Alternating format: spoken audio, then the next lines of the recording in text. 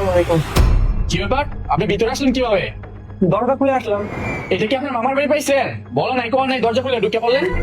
আপনি এইভাবে কথা বলছেন কেন? তো আপনার সাথে কিভাবে কথা বলবো? ভদ্রভাবে কথা বলুন। ওকে স্যার, আপনি কি আমাদের সেলুনে চুলদারি কাটতে আসছেন? ও, আমি তো ভুলেই গেছি, আপনি তো হুজুর, আপনি তো চুলদারি কাটেন না। গ্রামের খ্যাত লোকজন। এক্সকিউজ মি, আমার চুলদারি অলরেডি কাটাই আছে। আপনি এইভাবে অপমান করে কথা বলবেন না। হুজুর বলে কি আমরা মানুষ না? চুলদারি কাটা আছে তা তো দেখতেই পারতাছি। ফুটপাত থেকে কেটেছেন তাই না?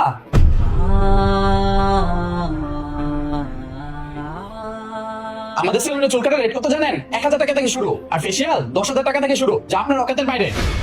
আপনি কিন্তু বাড়াবাড়ি করছেন। এইটা আবিরের সেলুন না? আবিরকে ডাকুন। হ্যাঁ, এটা আবিসারের সেলুন, কিন্তু আপনি আবিসারের নাম ধরছেন কেন? আবির আমার ছোটবেলার ফ্রেন্ড। হোয়াট? আপনার মাথা ঠিক আছে? আপনি জানেন আবিসার কত বড় বিজনেসম্যান? হ্যাঁ, আমি সবই জানি। ওর সাথে আমার একটু কাজ ছিল, এজন্য এসেছিলাম। ও আচ্ছা, আপনি জাকাত ফিতরা নিতে আসছেন তাই না? Mind your language.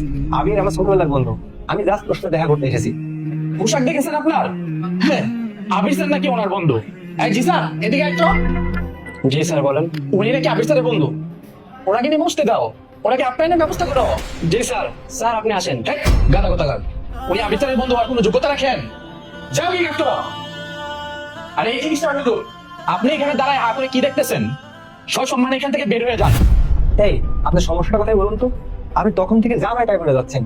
না মানে আমি আসলে বুঝতে পারতেছি না, আপনার মতো গাইয়া খেল আমাদের আবির স্যারের বন্ধু হয় কি করে?